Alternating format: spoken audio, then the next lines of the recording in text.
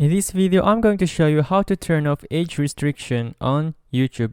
So first, let's go to our YouTube app, and then let's tap on our profile here, and then let's go to settings, and then let's go to general, and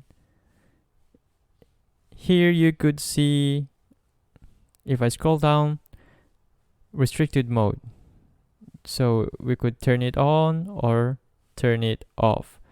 Now, sometimes restricted mode does not appear in this option. It's because your birthday is too young. So what we can do is, let's head over to Gmail, and then let's head over to our profile. Let's tap on Google account, and then let's go to personal info, and then we want to change our birthday here. So you just have to change your birthday to something that is gonna make you older. Other than that, you could just create another Google account with an older birthday info. And that is how you turn off age restriction on YouTube. If this video helped you out, please consider leaving a like and let me know in the comments if you have any questions. Have a good day.